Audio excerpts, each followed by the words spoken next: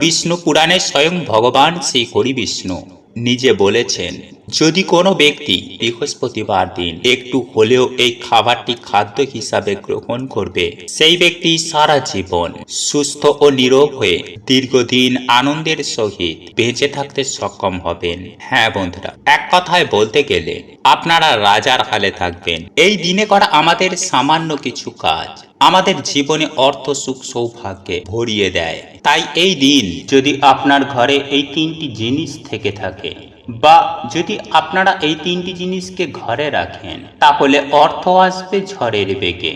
তাহলে মা লক্ষ্মী কখনোই আপনার গৃহে চঞ্চলা হবেন না।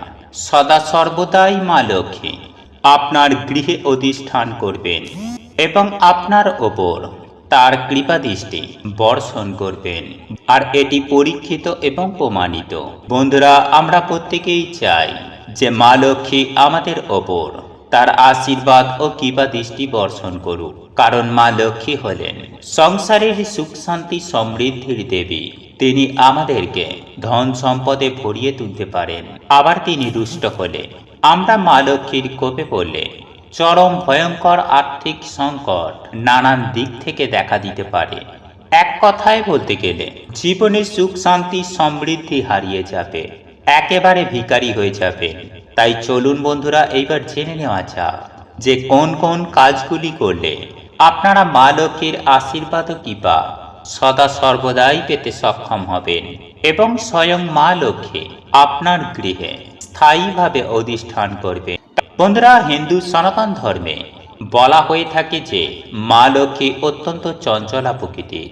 তাই তাকে শান্ত করে আপনার গৃহে স্থায়ীভাবে রাখতে অতি অবশ্যই আপনাকে বিশেষ কিছু কার্য করতে হবে। হ্যাঁ বন্ধুরা, আপনারা একেবারে ঠিকই শুনছেন। বন্ধুরা, শাস্ত্র মতে সপ্তাহের 7টি বারের মধ্যে বৃহস্পতিবার হল মা লক্ষ্মীর পুজো আরাধনা করার দিন।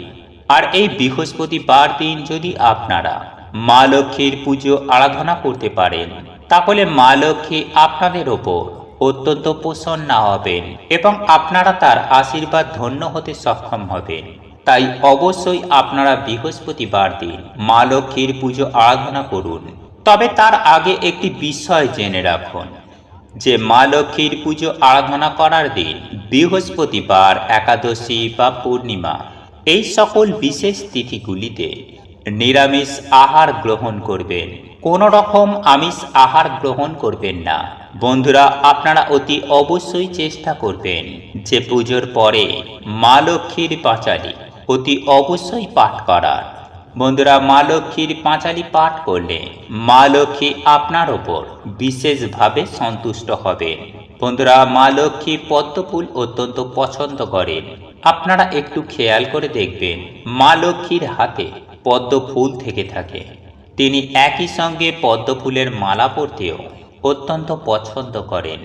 তাই আপনারা বাড়িতে নিত্য লক্ষ্মী পুজো করার সময় চেষ্টা করবেন মা লক্ষ্মীকে একটি পদ্মমালা নিবেদন করার। আর যদি আপনার পক্ষে সেটা সম্ভব না হয়ে থাকে, তাহলে অন্তত পক্ষে একটি পদ্ম ফুল মাকে নিবেদন করবেন।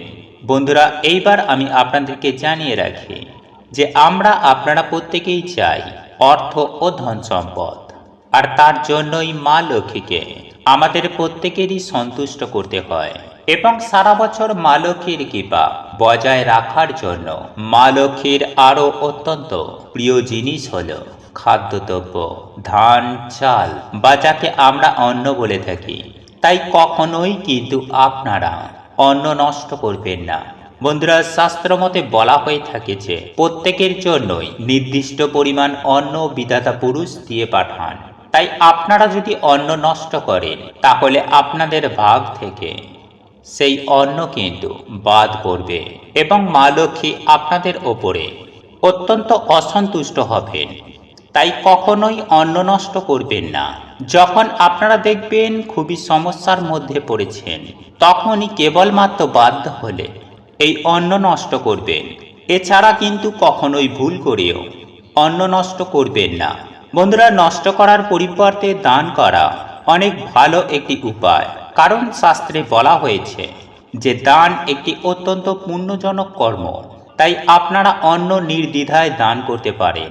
বন্ধুরা, এইবার আমি আপনাদেরকে বলে রাখি যে আপনারা মা লক্ষ্মীকে কর্পূর দান করতে পারেন এবং সেই কর্পূর পরবর্তীকালে তুলে নিয়ে আপনারা আপনাদের যে স্থানে টাকা পয়সা রাখেন বা আপনাদের মানি ব্যাগে সেই কর্পূর একটি কাগজের মধ্যে ভরে আপনারা রেখে দিতে পারেন। বন্ধুরা, আপনারা যদি আপনাদের মানি ব্যাগে বা আপনারা যে স্থানে টাকা পয়সা রাখেন সেখানে যদি আপনারা কর্পূর রাখেন, তাহলে কিন্তু মা লক্ষ্মী সেই কর্পূরের সুগন্ধে আপনার গৃহে দৌড়ে আসবে। বন্ধুরা, একই সঙ্গে আমি আপনাদেরকে এটাও জানিয়ে রাখি যে আমাদের প্রত্যেকের বাড়িতেই একটা ভাড়ার ঘর থাকে, যেখানে ধান চাল প্রভৃতি রাখা হয়ে থাকে। বন্ধুরা, এই বিষয়টি আপনারা অতি অবশ্যই মাথায় রাখবেন যে আপনি কখনোই ধান বা চাল ফুরিয়ে গেলে আপনি বলবেন না যে ধান বা চাল বা অন্ন ফুরিয়ে গিয়েছে। আপনারা সব সময় বলবেন ধান চাল বাড়ন্ত, অর্থাৎ ফুরিয়ে যাওয়া কথাটির পরিবর্তে বাড়ন্ত কথাটি ব্যবহার করুন। ফুরিয়ে যাওয়া কথাটি ব্যবহার করলে মা লক্ষ্মী অসন্তুষ্ট হতে পারেন, তবে বাড়ন্ত কথাটি ব্যবহার করলে মা লক্ষ্মীর কৃপা আপনারা পাবেন এবং আপনাদের ধান চাল ও অন্নের পরিমাণ ক্রমশ বাড়তে থাকবে। হ্যাঁ বন্ধুরা, অন্ন বস্ত্র বাসস্থানের অভাব কখনোই হবে না। বন্ধুরা, এরপর আমি আপনাদেরকে যে বিষয়টি বলবো তা হলো কড়ি। বন্ধুরা, এই কড়ি মা লক্ষ্মীর অত্যন্ত প্রিয় একটি জিনিস, তাই অবশ্যই আপনারা বাড়িতে লক্ষ্মী পুজো করার সময় মা লক্ষ্মীকে কড়ি নিবেদন করুন এবং এই কড়ি যেন সাদা রঙের হয় সেই দিকে আপনারা একটু খেয়াল রাখবেন। বন্ধুরা, কড়ি অনেক সময় হলুদ সাদা এই দুই রকমই হতে পারে, তবে আপনারা চেষ্টা করবেন সাদা রঙের কড়ি মা লক্ষ্মীকে নিবেদন করার। বন্ধুরা, আপনারা এই কড়িগুলি আপনাদের মানি ব্যাগে বা আপনারা আপনাদের টাকা পয়সা অর্থ যেখানে সঞ্চয় করে রাখেন সেই স্থানেও আপনারা রাখতে পারেন। এছাড়াও কড়ির পাশাপাশি শেড, অর্থাৎ যেখানে ধান রাখা হয়ে থাকে, অর্থাৎ ধান মাপার পাত্র, সেই পাত্র অবশ্যই আপনি আপনার ঠাকুর ঘরে মা লক্ষ্মীর পাশে এক সের ধান ভর্তি করে রাখবেন। বন্ধুরা, আপনারা একটু লক্ষ্য করলেই দেখতে পাবেন যে মা লক্ষ্মীর মূর্তি বা প্রতিকৃতির পাশে এই ধানের সেড় দেখা যায়। মা লক্ষ্মী সদা সর্বদাই এটি নিজের সঙ্গে নিয়ে রাখেন, তাই অতি অবশ্যই মা লক্ষ্মীর এই প্রিয় জিনিসটি আপনারা ঠাকুর ঘরে মা লক্ষ্মীর পাশে রেখে দেবেন। তবে একটি কথা মাথায় রাখবেন যে এই সের কিন্তু কখনোই খালি বা ফাঁকা রাখবেন না, ওই সেরের মধ্যে ধান দিয়ে পরিপূর্ণ করে রাখবেন। বন্ধুরা, একই সঙ্গে আমি আরও একটি বিষয়ের কথা বলবো যে মা লক্ষ্মীর একটি অত্যন্ত প্রিয় ফল হলো নারকেল বা শ্রীফল। বন্ধুরা, আপনারা বাজারে একটু লক্ষ্য করলেই দেখতে পাবেন যে ছোট ধরনের নারকেল পাওয়া যায়, যাকে বলা হয় শ্রীফল। তাই আপনারা আপনাদের গৃহের লক্ষ্মী ঠাকুরের সামনে মা লক্ষ্মীর পুজো আরাধনায় বাড়িতে একটি নারকেল কিনে নিয়ে আসুন এবং মা লক্ষ্মীর চরণে এই শ্রীফলকে নিবেদন করুন। বন্ধুরা, মা লক্ষ্মীর ঘটের সামনে এই শ্রীফলকে রাখতে পারেন। এছাড়াও মা লক্ষ্মীর প্রসাদ হিসাবে আপনারা নারিকেল নাড়ু ব্যবহার করতে পারেন। শুধুমাত্র নারিকেল নাড়ু নয়, নারকেল দিয়ে তৈরি যে কোনো খাবারই মা লক্ষ্মী অত্যন্ত পছন্দ করেন, তাই তার প্রসাদে আপনারা নারকেলজাত খাবার দিন। বন্ধুরা, আপনাদের গৃহে যদি এই সমস্ত জিনিস না থেকে থাকে, তাহলে আপনারা আজই অবিলম্বে এই জিনিসগুলি বাড়িতে আনার চেষ্টা করুন এবং সেগুলিকে মায়ের চরণে নিবেদন করুন। দেখবেন আপনাদের জীবন তথা আপনাদের পরিবার সুখ শান্তি সমৃদ্ধিতে ভরপুর হয়ে উঠবে। সেহেতু আগামীকাল যে বৃহস্পতিবার আসছে, এই দিন অবশ্যই আপনারা স্নান করে শুদ্ধ বস্ত্র পরিধান করে অবশ্যই মায়ের যেভাবে পুজো আরাধনা করেন ঠিক তেমনভাবে পুজো আরাধনা করবেন এবং ঘর দোয়ার ভালো করে পরিষ্কার পরিচ্ছন্ন করে রাখবেন। তবে একটি বিষয় মনে রাখবেন যে আপনাদের কিন্তু এই ক্রিয়াটি রাত্রেবেলায় করতে হবে। সেই সঙ্গে আপনারা কিন্তু বৃহস্পতিবার দিন আপনারা আপনাদের গৃহের সদর দরজায় একটি স্বস্তিক চিহ্ন এবং মা লক্ষ্মীর পাদুকা অঙ্কন করবেন। বন্ধুরা, শাস্ত্র মতে মাতা লক্ষ্মী সদা সর্বদাই গৃহের সদর দরজা দিয়েই আমার আপনার প্রত্যেকের ঘরেই প্রবেশ করেন। তাই সদর দরজায় অতি অবশ্যই স্বস্তিক চিহ্ন ও মাতা লক্ষ্মীর পাদুকা অবশ্যই অঙ্কন করবেন এবং ভালো করে পরিষ্কার পরিচ্ছন্ন করে রাখবেন আপনার ঘরের চারপাশ। কেননা অপরিষ্কার গৃহে মাতা লক্ষ্মী কখনোই প্রবেশ করে না। বন্ধুরা, আমরা আপনারা প্রত্যেকেই মা লক্ষ্মীর কৃপা দৃষ্টি পেতে চাই, কারণ উনি হলেন ধন সম্পত্তির দেবী। আর আমরা প্রত্যেকেই অর্থ চাই, মান সম্মান চাই, পরিবারের সুখ শান্তি চাই। তাই আপনারা যদি মা লক্ষ্মীর অশেষ কৃপা দৃষ্টি লাভ করতে চান, তাহলে কিন্তু অবশ্যই এমন বিশেষ কিছু নিয়ম রয়েছে যেগুলি একটু মেনে চলে দেখবেন, আপনাদের কিন্তু সুন্দরভাবে অত্যন্ত ভালো ফল পাবেন। হ্যাঁ বন্ধুরা, মায়ের আশীর্বাদে জীবনে সুখ শান্তি পাবেন, সমৃদ্ধি পাবেন। যাই হোক বন্ধুরা, এইবার আমি আপনাদের জানিয়ে রাখি যে উপায় বা ক্রিয়াটি করার জন্য আপনাদের একটা 16 আনার কয়েন জোগাড় করতে হবে। যদি আপনাদের পক্ষে সম্ভব থাকে তাহলে আপনারা একটি রূপোর কয়েনও নিতে পারেন। দেখুন বন্ধুরা, সেই সঙ্গে লাগবে একটি হলুদের গাঁট এবং সেই সঙ্গে 5টি সাদা কড়ি। বন্ধুরা, আপনারা আগামী বৃহস্পতিবার দিন স্নান করে শুদ্ধ বস্ত্র পরিধান করে সন্ধ্যার সময় মা লক্ষ্মীর পুজো আরাধনা নিজের ঘরে ঠিকমতো করবেন এবং এই দিন অতি অবশ্যই আপনারা মা লক্ষ্মীর যে লক্ষ্মী পাঁচালী হয় সেই লক্ষ্মী পাঁচালী কিন্তু আপনারা অবশ্যই পড়বেন। বন্ধুরা, আপনার গৃহেতে মা লক্ষ্মীর ছবি বা মূর্তি যেটাই থেকে থাকুক না কেন, ওনার সামনে 2টি ঘিয়ের প্রদীপ প্রজ্বলিত করবেন। এরপর আপনাদেরকে যে কাজটি করতে হবে তা হল, বন্ধুরা, আপনারা যে হলুদের গাঁট সংগ্রহ করেছিলেন সেই হলুদের গাঁটটি এবং ওই 1 টাকার কয়েন ও কড়িগুলি মা লক্ষ্মীর চরণে রেখে দেবেন এবং নিষ্ঠা, ভক্তি ও আন্তরিকতার সহযোগে আপনারা মা লক্ষ্মীর পুজো আরাধনা করবেন। তবে একটি বিষয় মনে রাখবেন যে আপনারা যে হলুদের গাঁট, 1 টাকার কয়েন ও কড়িগুলি আপনারা মায়ের চরণে রেখেছেন, সেগুলির ওপরে খুব অল্প করে হলেও কুমকুম লাগিয়ে দেবেন এবং আপনারা যেভাবে আপনার গৃহেতে মায়ের পুজো আরাধনা করেন ঠিক সেভাবেই পুজো আরাধনা করবেন। তবে একটি বিশেষ মন্ত্র আমি আপনাদেরকে জানিয়ে দিচ্ছি। এই মন্ত্রটি কিন্তু সেই সঙ্গে আপনারা 108 বার জপ করবেন। আর এই মন্ত্রটি হল ওম মহাদয়াবীজ বিদ্মহে বিষ্ণু পত্নীচ্ছ ধীমহে তন্ন লক্ষ্মী প্রচোদয়াৎ। বন্ধুরা, এই মন্ত্রটি কিন্তু আপনাদেরকে 108 বার মায়ের সামনে উচ্চারণ করতে হবে। এরপর আপনারা যে কাজটি করবেন তা হল, আপনারা যে মায়ের সামনে 2টি ঘিয়ের প্রদীপ প্রজ্বলিত করেছেন তার মধ্যে একটি প্রদীপ আপনারা ওখান থেকে নিয়ে নেবেন এবং সেটিকে মাতা তুলসীর উদ্দেশ্যে তুলসী মঞ্চে নিয়ে যেয়ে রাখবেন।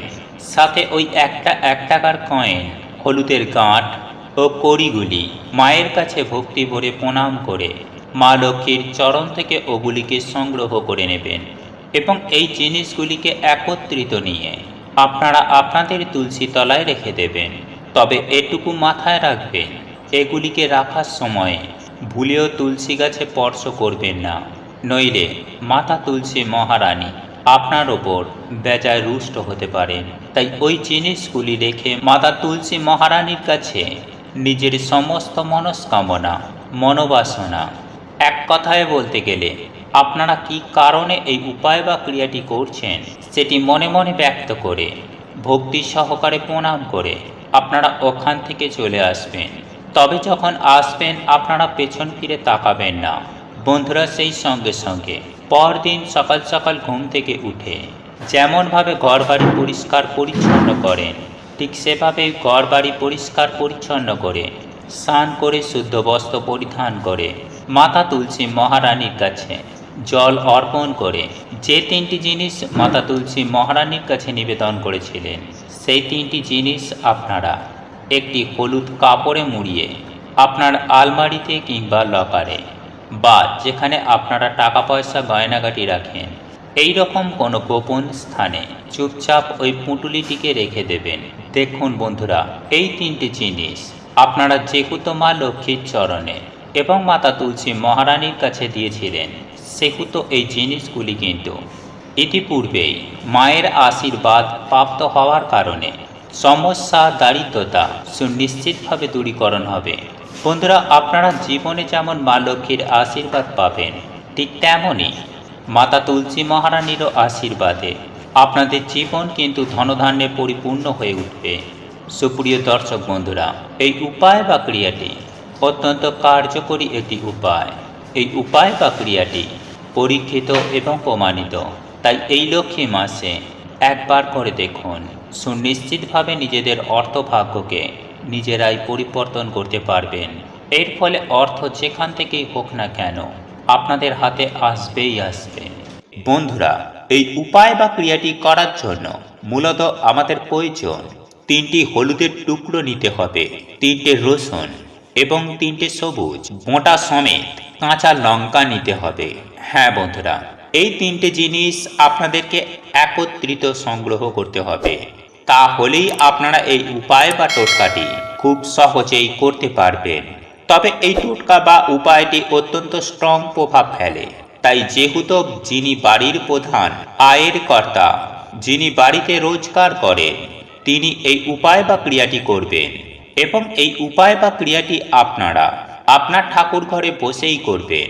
বন্ধুরা, যেহেতু এখন চলছে পবিত্র অগ্রহায়ণ মাস তথা লক্ষ্মী মাস, তাই এই লক্ষ্মী মাসের যে কোনো বৃহস্পতিবার দিন সন্ধ্যাবেলায় আপনার ঠাকুর ঘরে বসেই এই উপায় বা ক্রিয়াটি করতে পারেন।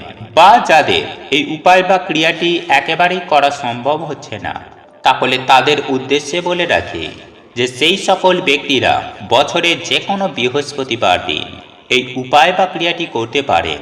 বন্ধুরা, সবার প্রথমেই আপনারা যে 3টি সবুজ মোটা সমেত কাঁচা লঙ্কা সংগ্রহ করেছিলেন, সেইগুলিকে নিজের হাতের মুঠোর মধ্যে নিয়ে নেবেন এবং একটি বিশেষ মন্ত্র আপনারা উচ্চারণ করবেন এবং লঙ্কাটিকে মন্ত্রপুত করে শুদ্ধ করে নেবেন।